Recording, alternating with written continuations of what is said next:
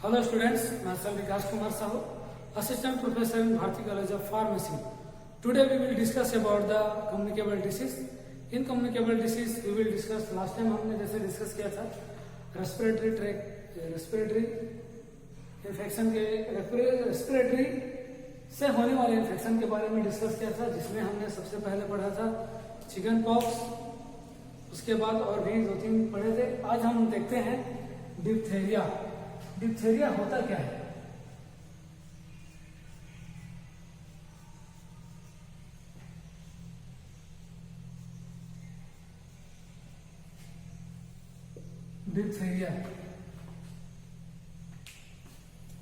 Diphtheria जो है वो कम्युनिकेबल डिसीज है, जैसे कि मैंने बताया है, और यह रेस्पिरेशन के थ्रू फैलता है। मतलब यह जो सामने वाले जो इफेक्टेड पेशेंट्स हैं उसमें यह जो नॉर्मल पेशेंट्स हैं, जो स्वस्थ पेशेंट्स हैं, उसमें यह किस तरीके से फैलेगा? यह फैलेगा श्वसन के थ्रू, मतलब रेस्पिरेशन के थ्रू फैलेगा।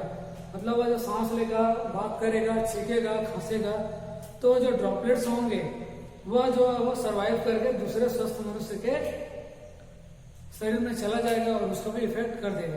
तो इसको होने वाले पॉजिटिव रिजल्ट्स कौन कौन से हैं? The diphtheria in the acute infection disease caused by the Corynebacterium diphtheria.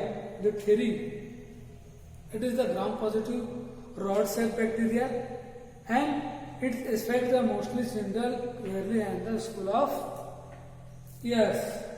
तो ये कौन से बैक्टीरिया के कारण फैलता है? ये साइरोनेबैक्टेरियम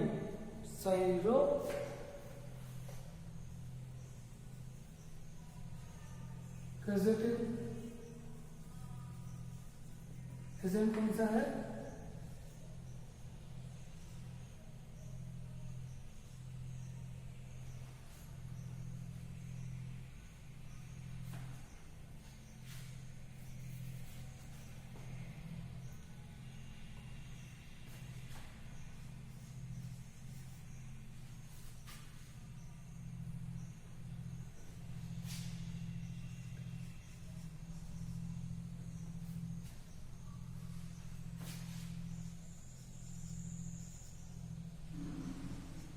Corynebacterium diphtheria।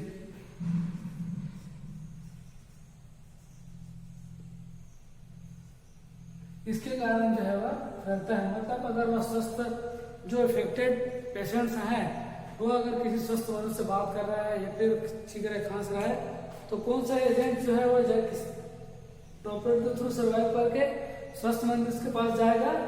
साइरोनेबैक्टीरियम डिप्थेरी। और यह जो देखा गया है वह मेनली 1 से 10 साल के एज के चाइल्ड में देखा गया है। इसमें यह मेनली इफेक्ट करता है गले को इफेक्ट करता है, जो कि अपने टॉन्सिल होता है वहां से लेके नीचे तक यह इफेक्ट करता है। और अगर हम सुपरविजन में या फिर बाहरी सुपरफिशियल अगर उसको ऑब्जर्व करते हैं तो वाइटनेस तरीके से वह दिखता है और गले में जो है सूजन के समान जो है वो एहसास होता है, और जो है ये टॉन्सिल को भी इफेक्ट करता है और गला जो है सूजा दिखाई देता है। सिम्टम्स क्या है?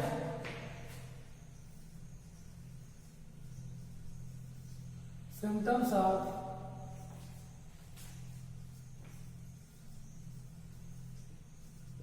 डिप्थेरिया। कौन से सिम्टम्स हैं? फर्स्ट ऑफ ऑल, पहले जैसे कि मैंने बताया आपको, there is a fever with the prostration, characteristic patches of the membrane appear on the tonsil, pharynx and the larynx. Their patches are the grayish and the yellow in the color. All those effects occur due to the extoxin produced by the bacteria.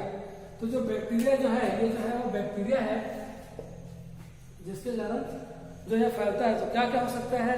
Tonsil में effect करेगा, insulin में effect करेगा, tonsil में effect करेगा, tonsil को effect करेगा, सूजा हुआ दिखेगा, है ना, येलो कलर दिखाई देगा, और फेरिंग्स और लैरिंग्स फेरिंग्स फेरिंग्स और जो लैरिंग्स है उसको भी यह इफेक्ट करेगा और इसका कलर येलोविश कलर हो जाएगा, येलोविश कलर हो जाएगा। क्यों? क्योंकि ये जो बैक्टीरिया है इसके कारण जो है वह क्या करेगा, सिगरेट हो जाएगा, है ना। बैक्टीरिया जो है वो एक्सोटॉक्सिक प्रोड्यूस करेगा जिसके कारण जो येलोविश कलर हो जाएगा। ये जो है वो फिजिकली या सुपरफिशियली इसको ऑब्जर्व करके देखा जा सकता है। और यह ट्रांसमिशन किस तरीके से होता है, और इसके साथ साथ जो पेशेंट रहेगा उसको क्या होगा, फीवर लगेगा, उसके साथ क्या होगा, वीकनेस महसूस करेगा, वीकनेस महसूस करेगा, है ना, फीवर रहेगा उसको। आगे हम देखते हैं ट्रांसमिशन ऑफ डिप्थेरिया।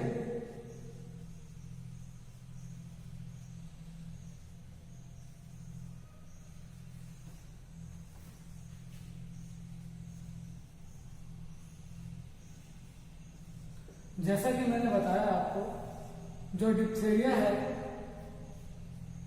वह कैसे फैलेगा, वह फैलेगा जो भी पेशेंट है उसके ड्रॉपलेट्स के द्वारा। अगर वह खांसता है, छींकता है ना, तो उसके ड्रॉपलेट्स के थ्रू कौन ट्रेवल करेगा, यह जो है वो कॉर्नियोबैक्टीरियम डिप्थेरी नामक जो बैक्टीरिया है वो क्या है, जो है वो सर्कुलेट हो जाएगा और स्वस्थ मनुष्य के पास चला जाएगा और उसको इफेक्ट कर देगा, है ना। जो source of infection is the case of the carrier, carrier के थ्रू वह फैलेगा। It is the transmitted mainly droplet infection.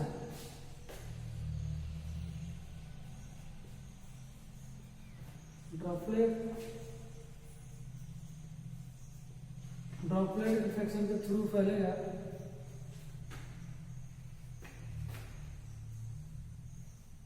Through the vomits is also possible. The transmission of vomit, the route of the transmission is mainly respiratory tract. उसके बाद एक श्वसन के मतलब है जो नाक के थ्रू कहाँ जाएगा, रेस्पिरेटरी ट्रैक्ट के थ्रू मतलब है फैलेगा, ड्रॉपलेट फैलेगा। लेकिन ये किससे फैलेगा, मेनली रेस्पिरेटरी के द्वारा फैलने वाला डिसीज है। जैसा कि मैंने बताया था आपको, एक पर्सन है, इसको क्या है, पॉजिटिव इफेक्ट है, किसका, डिप्थेरिया का। तो जब भी पर्सन किसी से बात करता है या फिर वह कम्युनिकेट होता है या फिर पास पास आते हैं या छींकता है या खांसता है, तो ये जो ड्रॉपलेट्स हैं, इसके जो ड्रॉपलेट्स हैं वो क्या करेंगे, सरवाइव करेंगे और सामने वाला जो है उसके कांटेक्ट में आएगा तो यह सांस लेगा।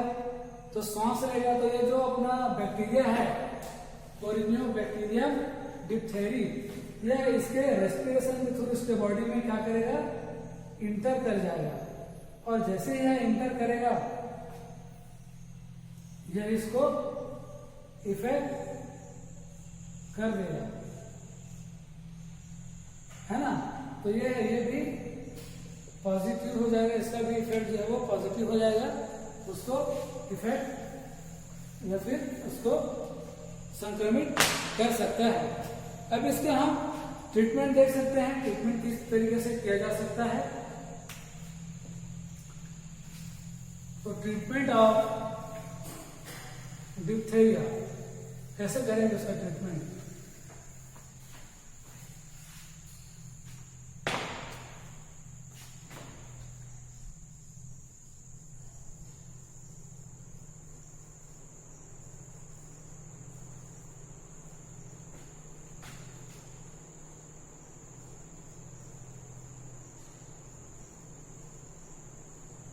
Diphtheria, treatment of diphtheria. First of all कैसे ट्रीटमेंट करेंगे, क्योंकि रेस्पिरेटरी से रिलेटेड डिसीज है।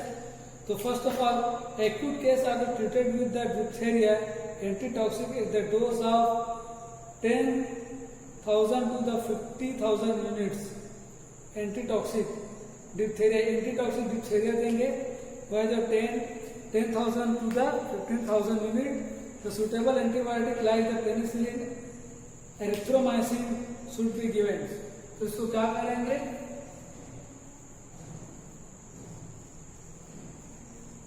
10,000 से लेके 50,000 तक इसको क्या देंगे, एंटीटॉक्सिक डोज देंगे, एंटीटॉक्सिक डोज देंगे,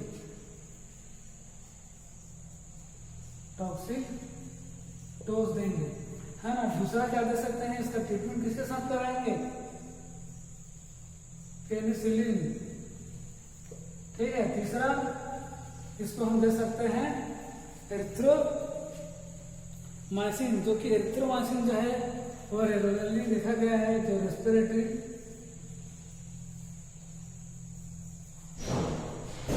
एरिथ्रोमाइसिन जो है वो रेगुलरली देखा गया है, जो एरिथ्रोमाइसिन है वह रेस्पिरेटरी ट्रैक इन्फेक्शन होता है, उसमें हम एरिथ्रोमाइसिन का मेनली देखा गया है।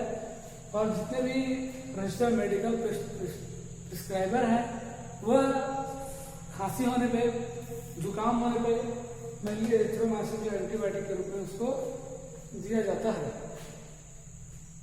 अब हम आगे देखते हैं कंट्रोल। ये तो होगा ट्रीटमेंट, है ना। अब देखते हैं कंट्रोल ऑफ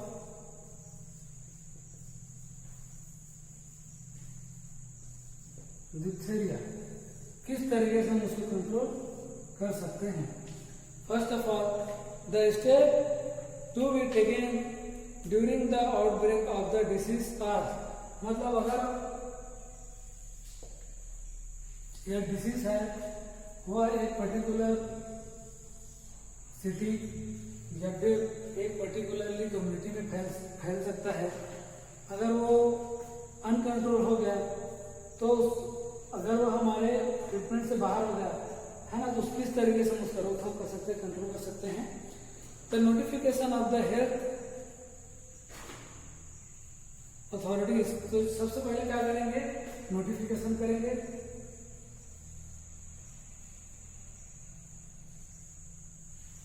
और हेल्थ अथॉरिटीज, सबसे पहले क्या करेंगे, नोटिफिकेशन कौन करेंगे, अथॉरिटीज जो रहेगा, हेल्थ अथॉरिटीज जो रहेगी वो सबसे पहले नोटिस करेंगे किसके बारे में, कि कौन कौन से एरिया में पर्टिकुलरली डिप्थीरिया फैला हुआ है ना। और इसके बारे में पर्सन एजुकेटेड है कि नहीं है, इसके बारे में जानते हैं कि नहीं जानते हैं, वो सब चीज पर्टिकुलरली कितने पेशेंट को फैला है, कितने जगह में फैला हुआ है ना, किस स्टेज में गया हुआ है, इस चीज के बारे में पूरा नोटिफिकेशन करेंगे। Then isolate of the patient at the home और द हॉस्पिटल, उसके बाद क्या करेंगे, आइसोलेशन करेंगे। किसको करेंगे आइसोलेशन, पेशेंट को।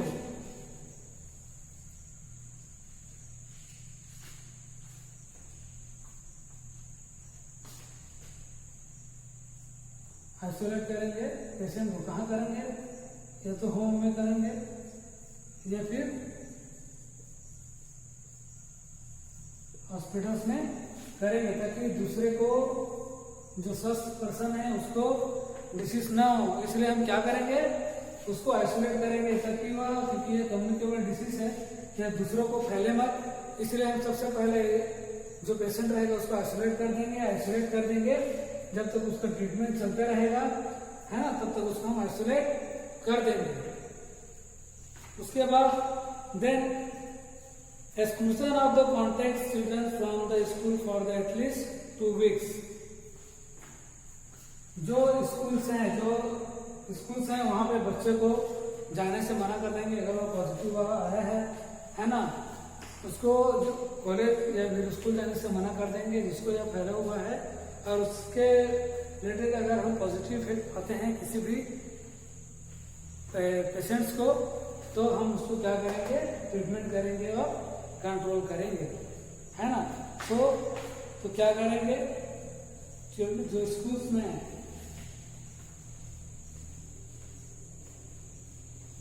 स्कूल में बच्चों को आइडेंटिफाई करेंगे और उसका ट्रीटमेंट करने के लिए बोलेंगे।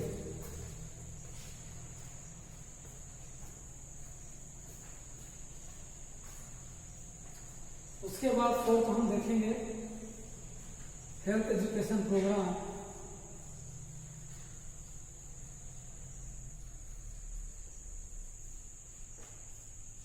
In villages